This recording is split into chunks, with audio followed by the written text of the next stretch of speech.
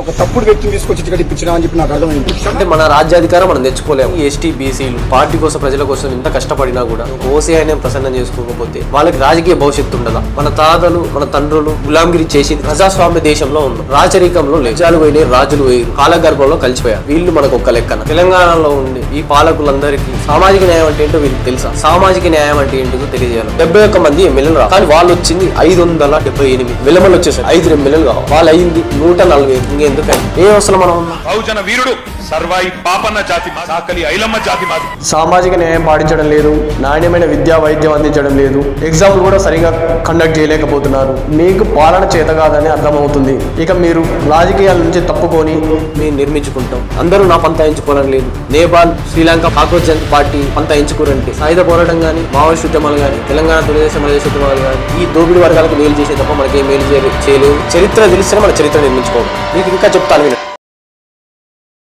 ఒక తప్పుడు వ్యక్తిని తీసుకొచ్చి టికెట్ ఇప్పించినా అని చెప్పి నాకు అర్థమైంది. క్షమాపణ చెప్తున్నా. మందుల సామెల్ గారు ఏది ఆలోచించి మాట్లాడుతూ టికెట్ ఇప్పియమని చెప్పి మా ఇంటికి ఒక 100 సార్లు వచ్చిండు.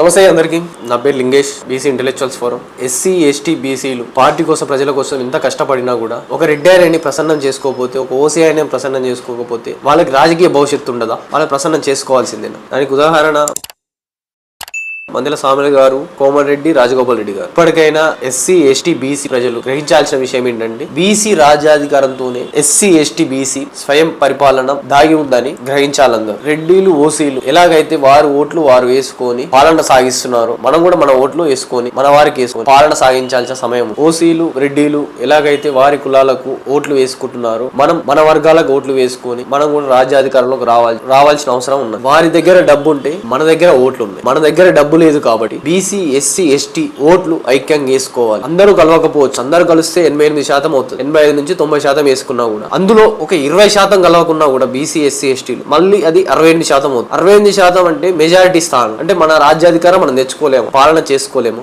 88%లో 20% పోయినా కూడా ఇంకా 68% ఉంటుంది. మెజారిటీ మనం కొంచెం ఆలోచనతో మన ఓట్లు మనం వేసుకోవాలి. మన తాతలు మన తండ్రులు గులాంగిరి చేసింది చాలు. మనం మన పిల్లలు కూడా గులాంగిరి చేయాలా? మనం ప్రజాస్వామ్య దేశంలో ఉన్నాం, రాచరికంలో లేవు. కాబట్టి ఓటు చైతన్యంతోనే మనం అన్ని జయించగలం. ఓటే మన ఆయుధం. చిన్న విషయం చెప్తాను, మన వల్ల ఏమవుతారని అనుకుంటాం. మనం ఎన్నో రాజ్యాలు పోయినాయి, రాజులు పోయారు, మౌర్యులు పోయారు, మొఘలు పోయారు, బ్రిటిష్ వాళ్ళు కాలగర్భంలో కలిసిపోయారు. వీళ్ళు మనకు ఒక్క లెక్కన. ఎవరైనా సరే సామాజిక న్యాయం పాటిస్తే సరే, సామాజిక న్యాయం పాటించకపోతే ఎవరైనా నియంత్రణ వారిని అరికట్టాల్సిన అవసరం ఉన్నది ఖచ్చితంగా. ఈ నియంత్రణ పాలన కొన్ని వర్గాలు అన్నింటి మీద నియంత్రణ ఉండడం అనేది ఇది రాచరిక పాలన. దాన్ని అరికట్టాలి, సామాజిక న్యాయం పాటించాలి. ఈ సామాజిక న్యాయం పాటించిన వారందరికీ గుణపాఠం చెప్పాలి. మనం వీళ్ళు సామాజిక న్యాయం పాటిస్తున్నారా లేదా? తెలంగాణలో ఉండే ఈ పాలకులందరికీ, ఈ ఆధిపత్య కులాల వారికి సామాజిక న్యాయం అంటే ఏంటో వీళ్ళకి తెలుసా? సామాజిక న్యాయం అంటే ఏంటో తెలియజేయాలి. నేను చెప్తున్నాను, సామాజిక న్యాయం అంటే తెలంగాణలో రెడ్లు, వెలుమలు, కమ్మలు, బ్రాహ్మణులు రాజకీయ ఇడుపు కాగితం చేసుకోవడమే తెలంగాణలో సామాజిక న్యాయం. దీనికి ఎవరైనా అగ్రి కావాల్సిందే.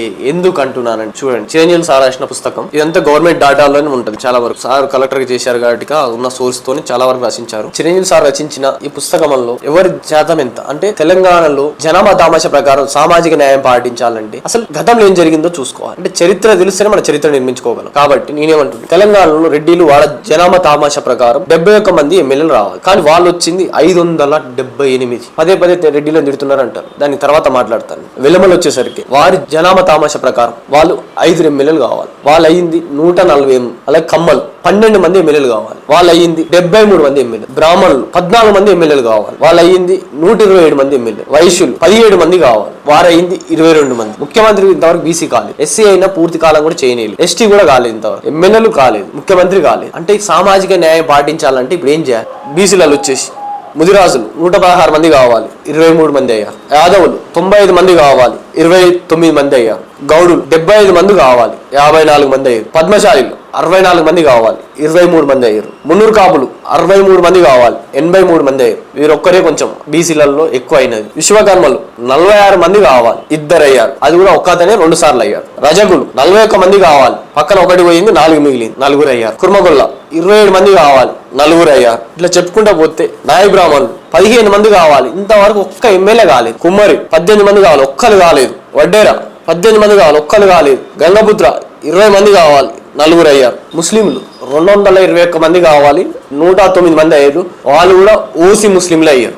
క్రిస్టియన్లు 21 మంది కావాలి, వాళ్ళు ఒక్కరే అయ్యారు. ఎస్సీలు వాళ్ళు కూడా జనాభా తమాషా ప్రకారం కూడా కాలేదు. 305 కావాల్సింది 285 మాత్రమే అయ్యారు. ఎస్టీలు 173 మంది కావాల్సింది వాళ్ళు జనాభా ప్రకారం కూడా కాలేదు, 118 మంది అయ్యారు. వీళ్ళ వాటా అంతా ఎవరు తిన్నారు అంటే వాళ్ళ తెలివితోని వాళ్ళ సంపాదనతోని వాళ్ళు ఎదిగిరు, వాళ్ళు చైతన్యంతోనే అయ్యారు అంటారు. సింపుల్ గా మనం అంతే అంటారా చెప్పండి.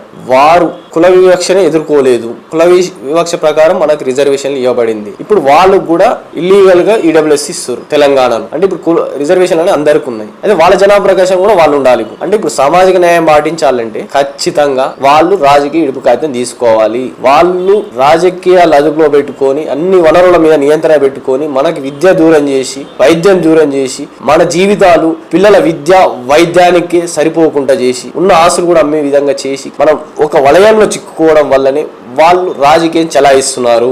వీటన్నిటికీ చరమగీతం పాడాలంటే సామాజిక న్యాయమే మార్గం. అది బీసీ రాజ్యాధికారంతోనే ముడిపడింది. దాని వెనుక దాగి ఉన్నది ఎస్సీ ఎస్టీ స్వయం పరిపాలన. ఇది ఎస్సీలు ఎస్టీలు బీసీలు అందరూ గ్రహించాలి. లేని పక్షంలో మరింత నష్టపోతాం మనం. మీరు ఇది ఒక్క విషయం రాజకీయంలో అనుకుంటే పొరపాటే. మీకు ఇంకా చెప్తాను వినండి. రాజకీయాలు అడ్డు పెట్టుకొని ఏమేమి వ్యవస్థలు అధికారంలో పెట్టుకురంటే న్యాయ వ్యవస్థ మొత్తం వాళ్ళే ఉన్నారు. విద్య ఉద్యోగాలలో వాళ్ళే ఉన్నారు. ఇప్పటికి కూడా బీసీలు వాళ్ళు రిజర్వేషన్ ప్రకారం కూడా కాలేదు. జనరల్ స్థానాల్లో సీట్లు కొట్టుకున్నప్పటికి కూడా సినిమా ఇండస్ట్రీ వాళ్ళే ఉన్నారు. నామినేట్ పదవుల్లో వాళ్ళే ఉన్నారు. తెలంగాణలో వైద్య రంగంలో వాళ్ళే ఉన్నారు. ఫార్మా ఇండస్ట్రీలో వాళ్ళే ఉన్నారు. విద్యా వ్యవస్థలలో వాళ్ళే ఉన్నారు. రియల్ ఎస్టేట్ రంగంలో వాళ్ళే ఉన్నారు. మీడియా రంగంలో వాళ్ళే ఉన్నారు. భూముల యొక్క నియంత్రణలో వాళ్ళే ఉన్నారు.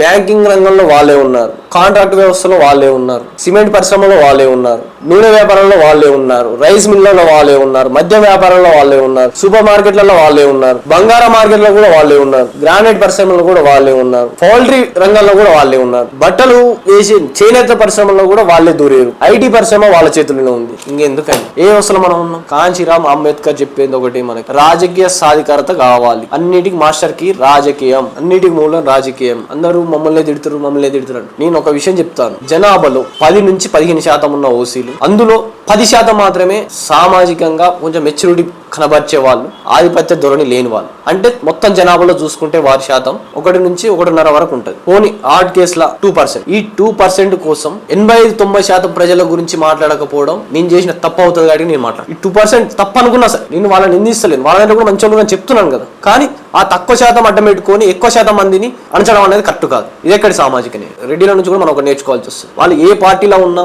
వారి ఓట్లు వాళ్ళే వేసుకుని. నేను నల్గొండలో ఎన్నో చూశాను. గ్రామ స్థాయి నుంచి వాడు పచ్చి వేరే పార్టీలో తిరుగుతాడు అంటారు. కట్టర్ టీఆర్ఎస్, కట్టర్ బీజేపీ అంటాడు. కాంగ్రెస్ కోటేస్తాడు. అంటే అలా ఉంటుంది చైతన్యం. వాళ్ళ నుంచి నేర్చుకోవాల్సిన అంశం అది.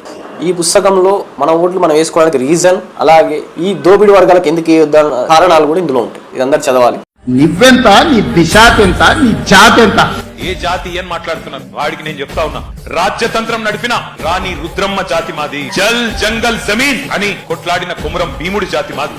అస్తిత్వం కోసం అమరులైన సమ్మక్క సారలమ్మల జాతి మాది. కోటల మీద జెండా ఎగరేసిన బహుజన వీరుడు సర్వాయి పాపన్న జాతి మాది. భూస్వాముల దోపిడీ మీద పోరాడిన దొడ్డి కుమరయ్య జాతి మాది. బరిలో బందూకు బట్టి దేశ్ముఖ్లను తరిమి కొట్టిన వీరనారి సాకలి ఐలమ్మ జాతి మాది. మేమెవరు సార్ చెప్పండి? నిజాం బ్రిటిష్ కింద ఉండి దొరలు, భూస్వాములు, దేశ్ముఖులు, పటువారి పటువేలు వ్యవస్థ లాగా ఉండి మా రక్తం పీల్చుకొని తిన్నది ఎవరు? చరిత్రకు పోయి నిజాలు మాట్లాడితే కోపం ఆవేశం వస్తుంది మాకు. కానీ ఆపుకోండి. 1.5% ప్రజల కోసం నిలబడాలన్నా 90%, 80-90% ఉన్న ప్రజల కోసం నిలబడాలన్నా విద్వేషాలు రెచ్చగొట్టాలనుకోవడం లేదు. విద్వేషాలు రెచ్చగొట్టాలనుకుంటే చాలా ఉన్నాయి. చరిత్ర ఆల్రెడీ చెప్తున్నాం ఏం జరిగింది అన్నది. సాంబశివుడు, బెల్లి లలిత, దొడ్డి కోమరయ్య, గట్టి భీముడు, రాముల్ గౌడ్, ఇట్లా ఎన్నో ఉన్నాయి. ఇప్పుడు ఇది జంజీ యువత, ఎవ్రీథింగ్ రికార్డెడ్. తిరగబడే టైం వస్తుంది, తిరగబడతాం. దానికి మీ చైతన్యం కూడా చేస్తాం. కానీ రెచ్చగొట్టదలుచుకో మా వర్గాలను మీ చైతన్యం చేసుకోదలుచు. ఇన్ని సంవత్సరాలుగా జరిగిన నష్టాలకి పరిష్కారమే మీరు రాజకీయ సన్యాసం తీసుకు. 1000 సంవత్సరాలుగా జరిగిన కుల వివక్ష, రిజర్వేషన్లు, కానీ ఈ స్వతంత్ర భారతంలో జరిగిన రాజకీయ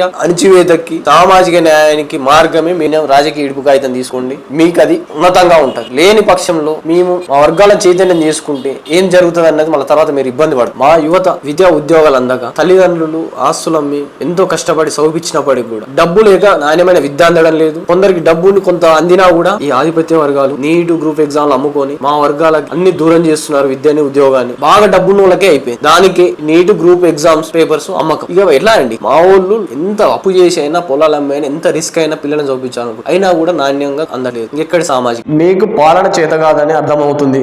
సామాజిక న్యాయం పాటించడం లేదు, నాణ్యమైన విద్యా వైద్యం అందించడం లేదు, ఎగ్జామ్లు కూడా సరిగా కండక్ట్ చేయలేకపోతున్నారు. ఇక ఇక మీరు రాజకీయాల నుంచి తప్పుకొని మీ మానవతా దృక్పథం చాటుకోండి. కాంశీరామ్ అంబేద్కర్ గారు చెప్పినట్టు అన్నిటికీ మూలం రాజ్యాధికారమే అని మా ప్రజలు తెలుసుకునే రోజులు వస్తున్నాయి. ఇప్పుడే తెలుసుకుంటున్నారు, మేము కూడా తెలియజేస్తున్నాం. మాకు అర్థమైంది, మాలాంటి వాళ్ళకి ఎంతో మందికి అర్థమైంది. ఇంకా మేము అందరికి చైతన్యం చేస్తాం. అప్పుడు మా ప్రజలు మా ఓట్లతో మేము చైతన్యం తెచ్చుకుంటాం, మేము నిర్మించుకుంటాం. అందరూ నా పంత ఎంచుకోవాలని లేదు. నేపాల్, శ్రీలంక, కాక్రోచ్ జనతా పార్టీ పంత ఎంచుకోరంటే మీకు చాలా ఇబ్బందిగా ఉంటుంది ప్రతి ఒక్కరు. మా యువతకి నేపాల్, శ్రీలంక లాంటి ఆవేశం రాకముందుకే మీరు రాజకీయ సన్యాసం తీసుకోండి, అందరికీ మంచిది అని చెప్తున్నాను. నేను తెలంగాణ వారికి కూడా అందరికి ఒకటే చెప్పాలనుకుంటున్నాను. సాయుధ పోరాటం గానీ, మావోయిస్ట్ ఉద్యమాలు గానీ, తెలంగాణ తొలిదేశ మరదేశ ఉద్యమాలు గానీ, ఇంతమంది ప్రాణాలు పోయిన, ఎంతమంది కష్టపడ్డా కూడా అవి మళ్ళీ అటుపోయి ఈ దోపిడి వర్గాలకు మేలు చేసే తప్ప మనకేం మేలు చేయలేదు. ఇక మిగిలింది మన కోసం మనం చేసుకునే ఉద్యమం. ఇదే చివరిది అవ్వాలి. ఈ ఉద్యమంలో ప్రతి ఒక్కరు పాల్గొనాలి. రాష్ట్రంలో గానీ, దేశంలో గానీ అధిక శాతం ఉన్న మనం మన ఆత్మగౌరవ పోరాటం నిర్మించుకోవాలి. ఆత్మగౌరవ పోరాటాలు చేయకపోతే బానిసలాగా మిలిపోతాం. ఆత్మగౌరవ పోరాటాలు చేయాలి. బీసీ రాజ్యాధికారంతో ఎస్సీ ఎస్టీల స్వయం స్వపరిపాలన ముడిపడి ఉంది. దానికి ఎగ్జాంపుల్ మందెల సామ్యుల్ సార్ చేసిన మాటలు. అంటే ఇలా ఎస్సీ నియోజకవర్గం అంటే లెక్కలేదన్నట్టు హంకారం అన్నట్టు. ఎస్సీ నియోజకవర్గం అంటే హంకారము. మీ హంకార పూరితమైన రాజకీయాన్ని సాగు దెబ్బ కొడతామని కూడా హెచ్చరిస్తాను నేను. మన మైండ్ సెట్ మారాలి. ఫస్ట్ మన వాడు ఇంటర్నేషనల్ గేమ్ గెలిచినా వాడిని గొప్పగా చెప్పుకోము. అదే ఆధిపత్య కుల వాళ్ళు గ్రామ స్థాయి ఆటలు గెలిచినా కూడా చాలా గొప్పగా చెప్పుకుంటాం. మన రాజకీయాల్లో కూడా మన వాడు ఎంత పెద్ద స్థాయి అయినా కూడా మన వాడిని చులకన చేసి మాట్లాడాడు. ఇలాంటి మైండ్ సెట్ నుంచి మనం బయటపడాలి. మనం ఆధిపత్య కుల పార్టీలో ఉంటూ వాళ్ళు తిడుతున్నారు, కొడుతున్నారు, పదవి ఇవ్వడం లేదంటే ఎలా? మనం ఓట్లు వారికి వేసి వారి న్యాయం అడగడం కరెక్ట్ కాదు. మన ఓట్లు మనమే వేసుకుందాం. మనం కొత్త రాజకీయం నిర్మించుకుందాం.